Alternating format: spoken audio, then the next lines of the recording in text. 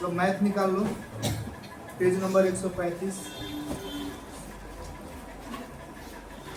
पहला क्वेश्चन क्या करें, प्रश्नावली का 6.1 का, पोस्ट में दिए गए शब्दों में से सही शब्दों का प्रयोग करते हुए रिक्त स्थानों को भरिए।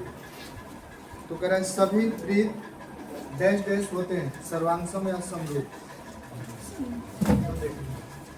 जैसे ये भी एक वृत्त है और ये भी एक वृत्त है,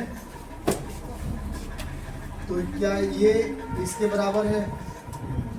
सर्वांगसम में क्या होगा कि टोटल इसके बराबर ही होना चाहिए। कोई भी या फिर कोण हो, त्रिभुज, अगर त्रिभुज हो तो कोण या फिर भुजा टोटल सेम होना चाहिए, तब वो क्या होता है? सर्वांगसम होता है। समरूप मतलब क्या हो गया? आकृति सेम दिखना चाहिए, बाकी कोण कितना भी हो, भुजा कितना भी हो, आकृति सेम है तो क्या है? समरूप है। तो ये बड़ा छोटा आकृति है, बट दोनों क्या है? वृत्त है, तो सर्वांगसम नहीं होगा, क्या होगा? समरूप होगा। तो वही वो कह रहा है कि सभी वृत्त होते हैं, सभी वृत्त क्या होते हैं? समरूप होते हैं। ये छोटा सबसे वृत्त, बट इसके समरूप है। अगर इसको उठा के इस पर ढके तो इसको ढक लेगा कि नहीं ढक लेगा? ढक लेगा, तो क्या होगा? ये समरूप होगा। यानी पहला में क्या भरना है? समरूप। दूसरा इसका क्या कर रहा है? सभी वर्ग होते हैं। अब वर्ग वही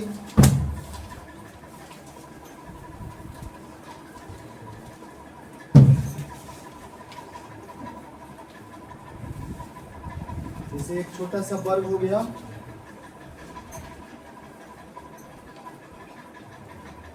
वर्ग का चारों भुजा आपस में बराबर होता है, और एक बड़ा वर्ग भी है।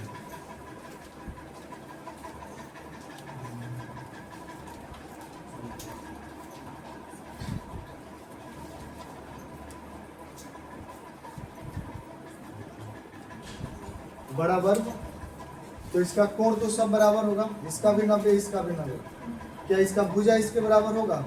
नहीं होगा। तो जब ये समान केवल आकृति है, भुजा बराबर भी नहीं है, कोण केवल बराबर है, तो ये सर्वांगसम नहीं होगा, क्या होगा? समरूप होगा।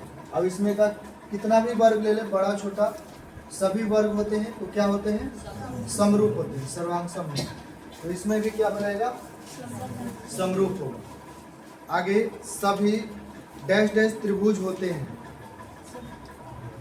यानी समद्विबाहु त्रिभुज दिया ऑप्शन यहाँ पे भरने के लिए, और समबाहु। तो समबाहु होगा क्योंकि त्रिभुज, जैसे ये सभी भुज आपस में बराबर है ना, इसका और इसका वर्ग का भुज आपस में बराबर था, वैसे समबाहु त्रिभुज का तीनों भुज आपस में क्या होता है?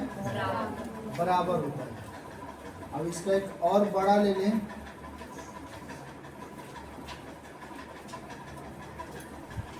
तो ये आकृति सेम है।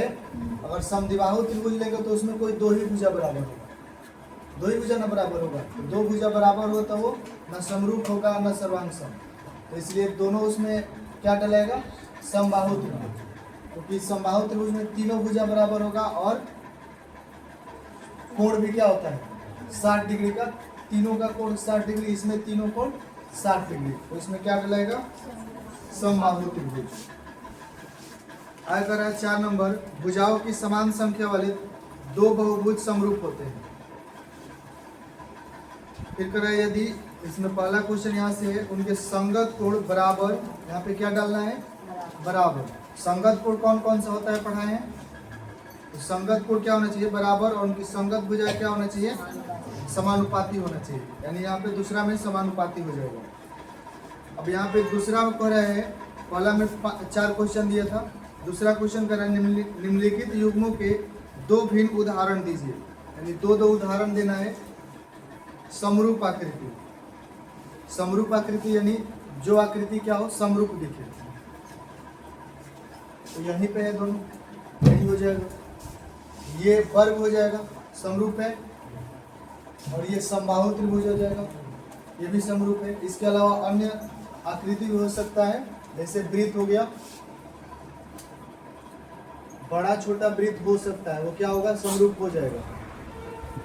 ये भी हो सकता है।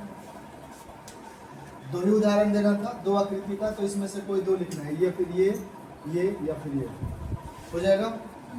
आगे इसका दूसरा करें, ऐसी आकृति जो समरूप नहीं है। तो समरूप कौन नहीं होगा? अगर हम कर दें ये और ये समरूप है? नहीं है।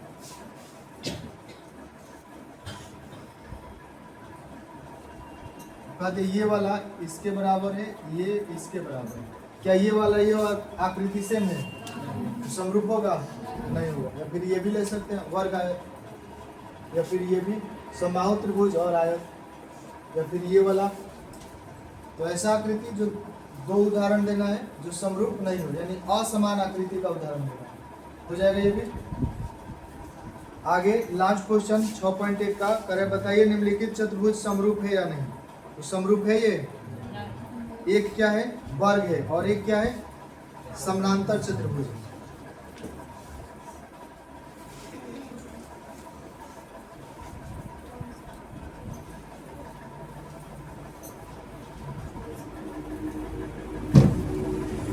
एक दिया हुआ है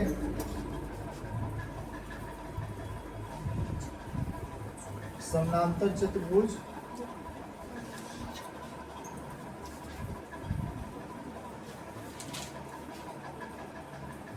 और एक दिया हुआ है वर्ग।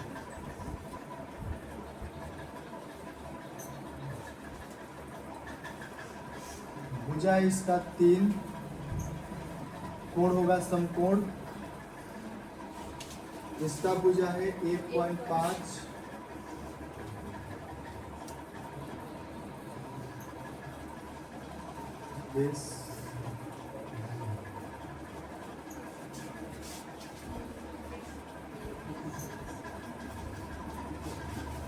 तो क्या होगा? ये समरूप होगा? क्यों नहीं होगा?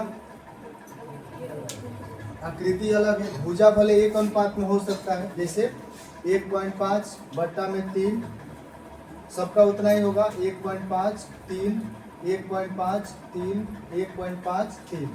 भुजा एक अनुपात में हो सकता है, बट कोण असमान है, असमान है ना, तो क्या होगा? ये समरूप नहीं है, क्योंकि भुजा भले समानुपाती है बट कोण भिन्न है, हो जाएगा ये।